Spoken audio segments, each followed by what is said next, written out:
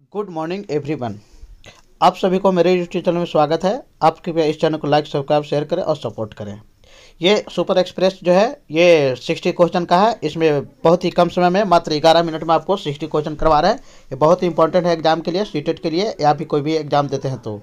सवाल नंबर 1 की हम बात करते हैं। निम्नलिखित में से किस स्थान पर भारत व रोम के बीच व्यापार का प्रमाण प्राप्त हुआ है? तो इसका आंसर ए है अरिकमेंडो। ये अरिकमेंडो में हुआ था। सवाल नंबर आगे को हम बढ़ रहे हैं। कवि कालिदास किसकी आराधना करके प्रतिभाशाली बने? तो इसका आंसर ए है भागवती। भागवती का है इसका आराधना करके कालिदास जो है आराधना करके प्रतिभाशाली बने। तो ये ऑप्शन आपका ए हो गया आंसर। यह कालिदास किसकी आराधना करके प्रतिभाशाली बने? तो ये आपका आंसर ए हो गया। ए का ऑप्शन जो है भागवती। सवाल आगे की ओर हम बढ़ रहे हैं। हड़प्पा सभ्यता का उत्कर्ष किस समय के पश्चात हुआ था? तो इसका आंसर जो है पश्चात नहीं हुआ था या पश्चात रुक गया था। तो इसका आंसर डी है। 1900 ईस्वी में जो है इसका जो है रुक गया था। सवाल आगे की ओर हम बढ़ रहे हैं। मोहनजोदड़ो की विशालतम इमारत कौन सी है? तो ये बहुत ही इंपॉर्टेंट क्वेश्चन है, बार बार आता है, इसलिए इसका आंसर बी हो गया महास्नानागार या स्नानागार देता है। तो ये दोनों में कन्फ्यूजन नहीं करना है। सवाल नंबर आगे की ओर हम बढ़ रहे हैं। हड़प्पा सभ्यता के लोग निम्न में से किस धातु का प्रयोग नहीं करते थे? तो इसका जो आंसर है आपका आंसर जो है किसका नहीं प्रयोग करते थे? ये भाला का आपको दिमाग में रखना है। तो इस तरह से जो है इसका दिमाग में रखना है। आगे सवाल नंबर हम कर रहे हैं। ऋग्वेद कितने मंडल में विभक्त था? तो ऋग्वेद जो है ये 10 मंडल में विभक्त था। इसका ऑप्शन डी होगा आंसर, यानी 10 इसका आंसर होगा। तो ऋग्वेद में कितने मंडल हैं? तो 10 की संख्या होती है। 10 इसका ऑप्शन सही चुनना है। कहीं भी आप रहिएगा तो इससे अच्छे से चुनिएगा। ऋग्वेद में निम्न में से किस देवता का उल्लेख नहीं है? किस देवता का उल्लेख नहीं है? तो ब्रह्मा का उल्लेख नहीं है। ब्रह्मा की कहीं भी चर्चा नहीं है ऋग्वेद में। बाकी आपको विष्णु, मारुत, सोम, इसके अलावा भी जो है इंद्र वगैरह का चर्चा है। तो इसका आंसर सी होगा ब्रह्मा। प्राचीन वैदिक ग्रंथों में निम्नलिखित में से किसका उल्लेख नहीं है? तो प्राचीन ग्रंथों में किसका उल्लेख नहीं है? तो बाल विवाह का उल्लेख नहीं है। ये आपको अच्छे से दिमाग में रखना है। तो इस तरह से कोई भी ग्रंथ में जो है उल्लेख नहीं है। तो बाल विवाह का उल्लेख नहीं है, बाकी सबका उल्लेख है। विधवा सोना सबका है। सवाल नंबर आगे को बढ़ रहे हैं। आहत के सिक्के निर्माण में प्रयुक्त मुख्य धातु क्या थी? बहुत सवाल इंपॉर्टेंट है। आहत के सिक्के निर्माण में किस धातु है? तो इसका ऑप्शन बी होगा। तांबा का इस्तेमाल होता था। इन तांबा के धातु से आहत सिक्के बनाए जाते थे। चित्रित धूसर विद्वान का संबंध किस काल से है? तो इसका आंसर वैदिक काल से है। ऑप्शन बी होगा। ये बहुत पुराना है। सवाल आगे की ओर बढ़ रहे हैं। युग शब्द का संबंध किससे से है? युग का संबंध जो है किससे है? तो इसका आंसर बी वाला आंसर होगा। यज्ञ स्तंभ से है। युग जो स्तंभ है यज्ञ स्तंभ से है संबंधित। निम्नलिखित में से कौन सा सिद्धांत जैन धर्म के सिद्धांतों के अनुकूल नहीं है? तो इसका आंसर बी होगा।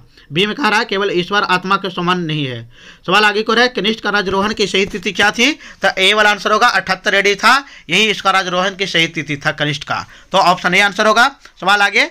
हर्षचरित्र किसने लिखा था? तो इसका आंसर डी वाला होगा बाणभट्ट। ये बहुत ही इंपॉर्टेंट और चर्चित है। ये बार बार सवाल में आता है, इसलिए इसको अच्छे से कॉन्सेप्ट बना के रखना है। आर्यभट्ट कौन थे? तो आर्यभट्ट जो है एक खगोल शास्त्री थे। इसने ग्रह के बारे में बहुत सारे उपदेश दिए हैं और जो बहुत पहले के हैं अब वैज्ञानिक खोज रहे हैं, तो इसलिए इसका भी नाम प्रचलित है। भारतीय नेपोलियन किसे कहा जाता है? यह सवाल बहुत इंपॉर्टेंट है। तो बहुत बार आ चुका है।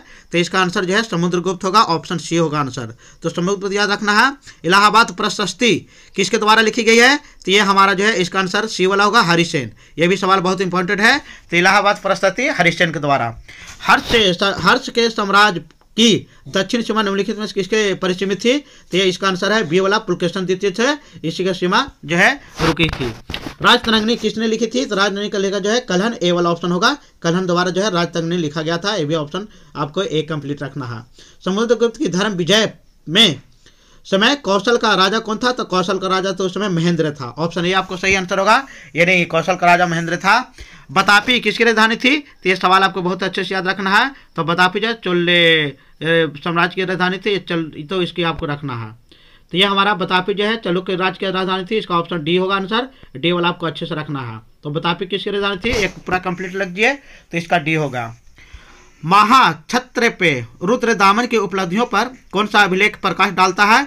तो इसका जो है प्रकाश डालने वाला अभिलेख कौन है? तो डी वाला आंसर होगा। जूनागढ़ का गिरनार अभिलेख। इस पर जो है सारा वर्णन है रुद्रदामन का और महाक्षत्रपद का। सवाल आगे की ओर हम बढ़ रहे हैं। तो आप देखिए महरौली स्तंभ अभिलेख का चंद्र किसे माना जाता है? तो इसका आंसर जो आपका है ये चंद्रगुप्त द्वितीय इसका आंसर होगा। ये आपको रखना है। तो महरौली स्तंभ का अभिलेख का चंद्र किसे माना जाता है? तो ये आपको चंद्रगुप्त द्वितीय आपको दिमाग में रखना है। ये भी कंप्लीट हो गया होगा सवाल। ये ऑप्शन सी इसका आंसर था। चीनी यात्री फाहियान भारतवर्ष से किस उद्देश्य से आया था? तो इसका आंसर जो है डी वाला ऑप्शन होगा। प्रमाणिक बौद्ध ग्रंथों को एकत्रित करने के लिए आया था और विद्वान बन गया था। सवाल आगे। मम्मलपुरम किस लिए प्रसिद्ध है? तो ये ऑप्शन सी आंसर होगा। शिलाखंड से निर्मित मंदिर यहाँ है, इसलिए मम्मलपुरम स्थित है, यह प्रसिद्ध है। खजुराहो मंदिर किन राजाओं द्वारा निर्मित है? तो ये नजारा आपका सी वाला होगा। महबूबा का चंदेल राजा था, खजुराहो के मंदिर को बनवाया था। तो महबूबा का चंदेल राजा, ये दिमाग में रखना अच्छा से, कन्फ्यूजन ज़्यादा करता है, इसलिए आप अच्छे से इसको दिमाग में रख लीजिए। सवाल नंबर आगे, गार्गी संहिता। गार्गी संहिता में किस विदेशी आक्रमण का उल्लेख है? तो इसमें जो आक्रमण का उल्लेख है, इसमें यमन का आक्रमण का उल्लेख है, ये आपको दिमाग में रखना है। तो ये जो है गार्गी संहिता जो पुस्तक है उसमें यमन आक्रमण का उल्लेख है, ये आपको अच्छे से दिमाग में रखना है। ऑप्शन बी होगा आंसर। और इसमें बहुत सारे जो है उल्लेख के बारे में, आक्रमण के बारे में बातचीत लिखी गई है, जिससे जानकारी मिलता है। सवाल आगे, किस राजा के पास अशोक के राजदूत नहीं थे? तो ये है यूथिडेमस के बाद यूथिडेमस के पास इसका राजदूत नहीं भेजा था। तो अशोक किसके पास राजदूत नहीं भेजे? तो यूथिडेमस। इसका ऑप्शन ए सही होगा। ए ऑप्शन आपको चुनना है, यही ऑप्शन ए सही होगा। सवाल आगे, तेरे ये 8वीं शताब्दी में देवल क्या था? तो देवल 8वीं शताब्दी में क्या था? ये देवल जो है ये बंदरगाह है। सवाल आगे, कौन सा स्रोत चंद्रगुप्त मौर्य के निम्न कुल में से जन्म पर विश्वास नहीं रखता था?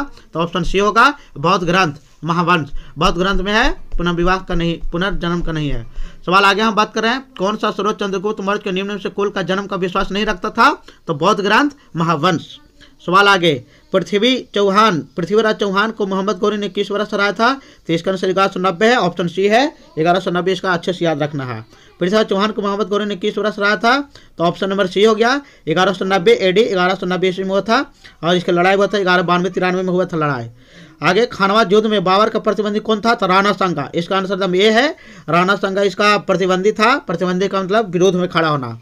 सवाल नंबर आगे, विजयनगर साम्राज्य का दूसरा नाम क्या था? ये हम्पी। ये बहुत प्रसिद्ध है, ये बार बार परीक्षा में आ चुका है, ये रिपीटेड क्वेश्चन है।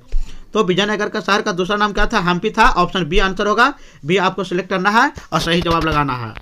सवाल आगे को हम पढ़ रहे हैं, तो इस तरह से जो है ये कंप्लीट हम लोग कर रहे हैं। अब चंदेल शासकों की राजधानी क्या थी? तो इसका आंसर जो है महबूबा है। तो चंदेल शासकों की राजधानी महबूबा है, आपको ये दिमाग में रखना है। तो ये ऑप्शन आपका जो है महबूबा में जो है ये चुनना है। नानक का जन्म स्थान कहाँ हुआ था? तो इसका आंसर तलवंडी है। ये बहुत ही इंपॉर्टेंट क्वेश्चन है, इस ऑप्शन नंबर बी आपको है। चंदेल शासकों की राजधानी कहाँ थी? तो चंदेल शासकों महबूबा थी। ये आपको रिपीटेड क्वेश्चन है, ये अच्छा से दिमाग में रखना है। सवाल हम आगे की ओर बढ़ रहे हैं। ये सवाल, नानक का जन्म स्थान, ये भी तलवंडी हो चुका है, ये रिपीटेड हो चुका है, आप इसे रिवाइज कर लीजिए। सवाल आगे, इल्तुतमिश के बगदाद के खलीफा से खिलाफत किस वर्ष प्राप्त की थी? तो इसका आंसर है 1229 में। 1229 AD में हुआ था। सवाल आगे, उत्खनन के दौरान पाए गए बाटों की एकरूपता नहीं थी। अनेक प्रकार के बाटों का सर्वाधिक बाट किस प्रकार के मिले हैं? नापने वाला। तो यह हमारा इसका बाट जो मिला था वो सारा घनाकार मिला था। असत कथन को चुनिए। तो इसमें आंसर जो है बी वाला है। मेही के भवन निर्माण में पक्की ईंटों की प्रयुक्त होती थी, गलत है। निग्रंथ शब्द का संबंध निम्नलिखित में से किससे है? तो निग्रंथ का संबंध जो है जैन से है। ऑप्शन सी आंसर होगा, जैन में है ये निग्रंथ, इससे संबंधित है। और सवाल नंबर आगे, जैन दर्शन के निम्नलिखित में से किसके निकट का सम है? तो जैन दर्शन किसके निकट का है? तो इसका योगाचार। ऑप्शन आपको डी आंसर होगा। यानी जैन धर्म का निम्नलिखित में किसके शिफ्ट का समान है? योगाचार। डी वाला ऑप्शन आपको सही से सिलेक्ट करना है, इसका आंसर डी होगा। ऐसी मान्यता है कि जैन में मूल आगम कितने थे? तो जैन में मूल आगम जो है हमारा 10, इसका आंसर होगा, ये दिमाग में रखना है। तो जैन धर्म में 10 थे। निम्नलिखित में से किसका राज्य जैन धर्म को मानने वाले एवं जैन धर्म मंदिरों को निर्माण करने वाले धनाढ़ व्यापारियों को विख्यात था? तो इसका आंसर जो है ये हमारा बी वाला होगा। सवाल हमारा आगे, हेलियोदर के बेसनगर अभिलेख में निम्नलिखित में से किसका उल्लेख है? तो इसका आंसर जो है केवल वासुदेव, सी वाला ऑप्शन होगा। सी ऑप्शन इसका सही है, सिर्फ केवल वासुदेव होगा इसमें। सवाल नंबर आगे हम बढ़ रहे हैं, क्षत्रियजन योध्या निम्नलिखित में से किस देवता को उपासक थे? तो इसका जो है कार्तिकेय था, यानी ऑप्शन डी होगा। तो कार्तिकेय थे। सवाल आगे, शैव धर्म के इतिहास में काव्यारोहण का क्या महत्व है? तो इसका आंसर जो है काव्यारोहण का क्या महत्व है? तो इसका आंसर जो है यह तालुकन का है, बी वाला आंसर होगा। प्राचीनतम भारतीय सिक्के निम्नलिखित में किससे पहले बनी थी? तो प्राचीनतम सिक्का जो है हमारा निम्नलिखित में किससे बना है? तो सब ये हमारा है, ऑप्शन नंबर सी होगा। सवाल आगे, नल दमयंती की कहानी का फारसी अनुवाद किसने किया? फैजी, आंसर इसका बी होगा। फैजी ने नल दमयंती की जो है कहानी का फारसी अनुवाद किया था, तो ऑप्शन बी होगा। प्राचीन काल में कन्या के पिता के वर्ग द्वारा एक जोड़ी बैल प्रदान करने किस विवाह के नाम से जाना जाता है? तो यह आर्ष विवाह के नाम से जाना जाता है, ऑप्शन डी होगा आंसर। और आदि ग्रंथ का संकलन किसके द्वारा? बहुत इंपॉर्टेंट क्वेश्चन है, इसका आंसर गुरु अर्जुन देव, ऑप्शन नंबर डी होगा। ये बहुत इंपॉर्टेंट क्वेश्चन है, आपको अच्छे से दिमाग में रखना, बहुत बार आ चुका है। सिंधु घाटी सभ्यता की मुख्य विशेषता क्या थी? तो इसका नगर योजना बहुत अच्छा था, ऑप्शन बी होगा आंसर। नगर योजना के कारण सिंधु सभ्यता पूरा फेमस हो गया, प्रसिद्ध हो गया, इसकी मुख्य विशेषता थी। सवाल आगे को हम बात कर रहे हैं, निम्न में से कौन सा वैदिक देवता नहीं है? तो वैदिक देवता इसमें से कौन है? तो आपको कृष्ण का आंसर है, कृष्ण वैदिक देवता नहीं है, ऑप्शन बी आपका आंसर होगा। इसमें ऑप्शन बी आपको सही लगाना है। सवाल आगे का हम बात कर रहे हैं, तो सवाल हमारा आगे आपको स्क्रीन पर आ चुका है। अंतिम जैन सभा कहाँ हुई थी? बल्लभी में। जैन सभा 3 बार हुई थी, आपको दिमाग में अच्छे से रखना, तीनों को है। इसमें ऑप्शन बी सही होगा, बल्लभी में सबसे अंतिम जैन सभा हुई थी। सवाल आगे, सिंधु घाटी सभ्यता के किस युग का संबंध है? तो सिंधु घाटी सभ्यता प्रस्तर युग से संबंधित है। ये आपको ऑप्शन सही से मारना है, तो प्रस्तर युग और सिंधु घाटी सभ्यता इससे संबंधित है। ब्राह्मण क्या है? तो ये आपको आंसर डी है, वेदों का गौतमक व्याख्या को ब्राह्मण कहते हैं। ब्राह्मण क्या है? यह सवाल बहुत आता है, तो वेदों का गौतमक व्याख्या है, डी आंसर होगा। मिलिंद पन्हो क्या है? तो मिलिंद पन्हो जो है एक हमारा जो है प्रसिद्ध जो है ये हमारा धार्मिक संभाषण है, ए वाला ऑप्शन होगा। बुद्ध के परिनिर्वाण कहाँ प्राप्त है? बुद्ध का परिनिर्वाण जो है परिनिर्वाण कुशीनगर में होता है, ऑप्शन बी आपको सही आंसर होगा। तो परिनिर्वाण कहाँ हुआ था बुद्ध का? तो कुशीनगर में। 10 राजन युद्ध किस नदी पर होता है? इसका आंसर सी वाला होगा, पुरुषनी नदी का हुआ। इसका आंसर है पुरुषनी नदी का सही जवाब होगा, तो 10 राजन युद्ध। भारतीय का मैकियावेली किसे कहा जाता है? तो चाणक्य को, ऑप्शन ए आपको सही आंसर होगा, चाणक्य को मैकियावेली कहा जाता है, इसका उपनाम है। तो इस तरह से ये भी आपको कंप्लीट होगा। तीर्थ से क्या तात्पर्य है? तो तीर्थ से तात्पर्य है, ऑप्शन सी आपका आंसर होगा, चंद्रगुप्त मौर्य का 18 प्रमुख प्रशासनिक अधिकारी, ये ऑप्शन है। तीर्थ का मतलब ये था।